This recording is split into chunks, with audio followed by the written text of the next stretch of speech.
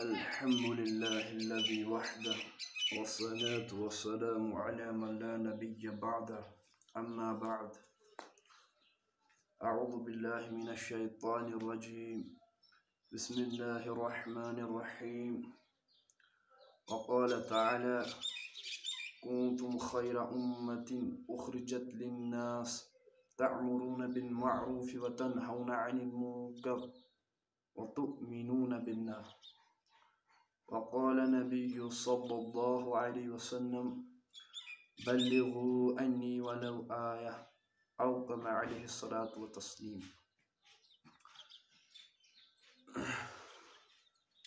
مسئلہ ایک ہے کہ نماز جمعہ کے بعد کتنی رکعتیں پڑھنا مسنون ہے، تو اس بارے میں روایتیں مختلف آئی ہیں اور اس بارے میں 3 مذاہب ہیں۔ امام اعظم ابو حنیفہ رحمۃ اللہ علیہ کا مذہب، امام شافعی رحمۃ اللہ علیہ کا مذہب اور صاحبین رحمۃ اللہ علیہ کا مذہب۔ تو اس بارے میں ایک روایت میں آیا ہے جو مسلم شریف اور مشکات میں آئی ہے کہ اللہ کے نبی علیہ السلام جمعہ کے بعد گھر جا کر 2 رکعتیں پڑھا کرتے تھے۔ اور ایک اور روایت میں عبداللہ بن مسعود سے مروی ہے کہ وہ جمعہ سے پہلے اور جمعہ کے بعد 4 رکعتیں پڑھتے تھے، اور حضرت علی کرم اللہ وجہ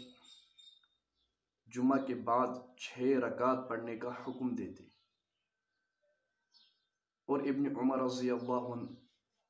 جو حضرت صلی اللہ علیہ وسلم جمعہ کے بعد گھر میں 2 رکعتیں پڑھنا منقول ہے ابن عمر سے، وہ خود جمعہ سے پہلے 2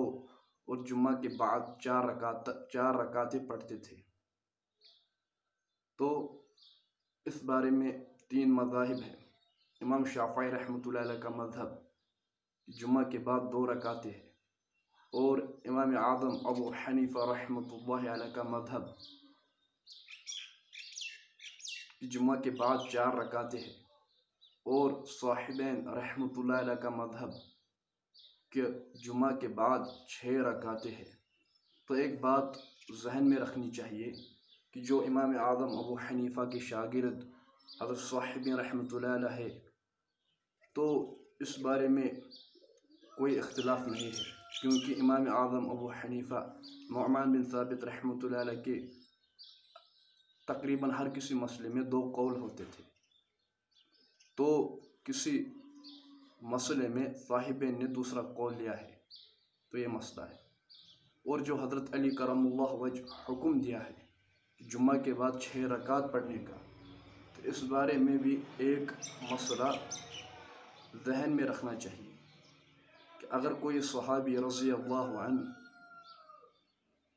کسی مسئلے میں فتویٰ دے اور اس فتویٰ دینے میں اس صحابی کے اجتہاد و رائے کا کوئی دخل نہ ہو، تو وہ فتویٰ مرفوع حکمی میں آتا ہے۔ تو حضرت علی رضی اللہ عنہ کا یہ فتویٰ مرفوع حکمی میں آ گیا، اور یہاں حنفیہ کا مذہب یہ ثابت ہوا کہ جمعہ سے پہلے 4 رکعت سنت اور جمعہ کے بعد 6 رکعتیں سنت پڑھنا ہے۔ واللہ اعلم بالصواب۔